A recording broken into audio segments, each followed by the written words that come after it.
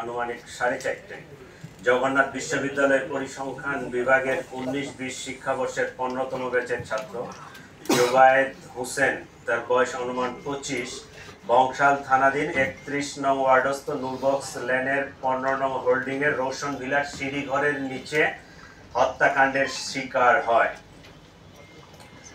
এই জোবায়েদ বার্জিস সাবনাম বর্ষা নামে 18 বছরের একটা মেয়েকে প্রাইভেট পড়াতে গিয়ে এই টিচারের সাথে এই ছাত্রীর একটা প্রেমের সম্পর্ক গড়ে ওঠে। উল্লেখ্য যে এর আগে এই বর্ষার সাথে মাহির নামে জনৈক আরেক ছেলের প্রেমের সম্পর্ক। এটা মাহির এবং সেই বর্ষা দুজনে মেনে নিতে পারে নাই। বর্ষার পরিকল্পনা অনুযায়ী জোবায়েদকে হত্যা করার তারা সিদ্ধান্ত নেয়। সেই সিদ্ধান্ত মোতাবেক তারা এই ঘটনার দিনে সে প্রাইভেট পড়াতে আসবে 4টার সময় এই ইনফরমেশনটা পাস করে। মাহির তার বন্ধু আইলান সহ তারা পরিকল্পনা মাফিক আগেই তাদের বাসার নিচে এই গলিতে অবস্থান করে।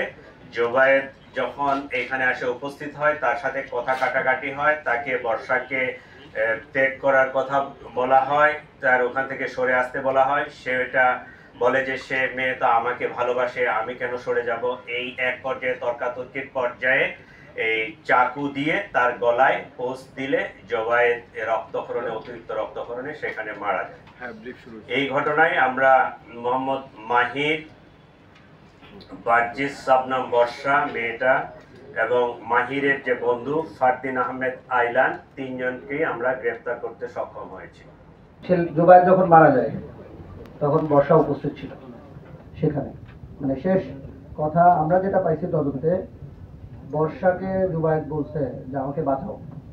এখন পর্যন্ত তদন্তে যতটুকু পাইছে, বর্ষা বলছে তুমি না আসলে আমি মাহিরের হব না, এই টাইপের একটা ইয়া ছিল। আর আমাদের তদন্তে যেটা উঠে আসছে, দোতলা থেকে সে বাঁচার জন্যই মূলত, বর্ষাদের বাসা তো 5 তলায়, 3 তলায় বর্ষার 3 তলায় সিঁড়ি গোড়ায় ছিল এবং সে পুরা নিচের ইয়েটা দেখছে। ওই যে হত্যাকাণ্ড যে হয়েছে বর্ষা নিজে কনফার্ম হওয়ার পরে জোবায়েদ দোতলায় বেল ছিল, কলিং বেল বাজানে দরজায় ধাক্কা দিচ্ছে। দরজাতে ধাক্কা যখন দিচ্ছে তার রক্ত দরজা দিয়ে গড়ায় এখানে নিচে পড়ছে। আর একটা ইন্টারেস্টিং ইয়ে হলো, দোতলায় যিনি ছিলেন ওনার ওজন অনেক বেশি। আপনারা ইয়া করলে দেখবেন যে উনি অলমোস্ট 150 কেজি ওজনের এক ভদ্রলোক। উনি উঠে যখন দরজা খুলছেন, মানে অনেকক্ষণ সময় লাগছে, আমাদের তদন্তে এটা আসছে, উনি উঠে যখন দরজা খুলছেন ততক্ষণে মাহির 3 তলায় পৌঁছে গেছে। দোতলায় ধাক্কায় 3 তলায় পৌঁছানোর পরে সে ইয়াকে পাইছে, বর্ষাকে পাইছে। ওইখানে এসে বর্ষাকে বলছিল আমাকে বাঁচাও। বর্ষা যেহেতু চাইছে যে জোবায়েদ চলে যাক, সে আর কোনো হেল্প করে নাই, বলছে যে তখন ওইখানেই জোবায়েদ পড়ে গেছে। এইটুক তদন্তে আসছে আমাদের, এর বাইরে কিছু আমরা জানি। আমরা আরেকটু অ্যাক্টিভলি কাজ করতে পারবো, আইন শৃঙ্খলা পরিস্থিতি ভালো রাখতে পারবো, এটা পজিটিভ, ঠিক আছে। কিন্তু ঢাকা শহর 2-2.5 কোটি মানুষ বসবাস করে, এখানে যে রিক্সা শ্রমিক থেকে শুরু করে ওই মিলিয়নার লোকজনও বসবাস করে, varieties of people, varieties mentality. Crime যে 2-4টা হবে না এইটা নিশ্চিত বলা যাবে না। পৃথিবীর সব বড় বড় শহর, নিউ ইয়র্ক বলেন বা অন্যান্য শহরগুলো দেখেন, ওদের ক্রাইম স্ট্যাটিস্টিক্স দেখেন আমাদের চেয়ে বেশি।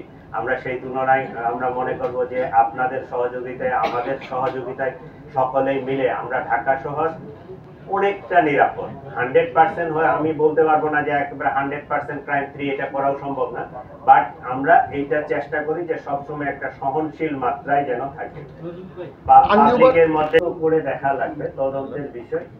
এখন পর্যন্ত আমরা ওই যে মোবাইল গুলো সিজ করা ছিল, মোবাইলের ওদের যে ফরেনসিক করে যে কনভারসেশন বা ওই মেসেজ, ওই যে জিনিসগুলো পেয়েছি, এখন পর্যন্ত আমরা এদেরকেই পাইছি, পরিবারের সদস্যদের ওইভাবে ইনভলভমেন্টটা এখনো আমরা পাই না। এইটা এরকম হওয়ার সুযোগ নাই, কারণ আমার এসপি, এডিসি, ডিসি তারা পার্সোনালি ইনভলভ। এইরকম একটা যখন ঘটনা ঘটে গেছে, আর জগন্নাথ ইউনিভার্সিটির ছাত্র, বিষয়টা অনেক সেন্সিটিভ। আমার অফিসাররা নিজেরাই এই ডিটেকশন থেকে শুরু করে আসামি অ্যারেস্ট করা থেকে শুরু করে সবকিছু করছে। কেউ যদি এটা ব্যক্তিগতভাবে কোনো ধরনের তার ইল ইন্টেনশন থাকে, এটা অবশ্যই আমরা তাকে অনুসন্ধান করে তার বিরুদ্ধে আইনানুগ যে ব্যবস্থা বা আমাদের যে ডিপার্টমেন্টাল ব্যবস্থা আমরা নিব যদি এরকম কারো ইনভলভমেন্ট থাকে। নজরুল ভাই, একটা লাস্ট প্রশ্ন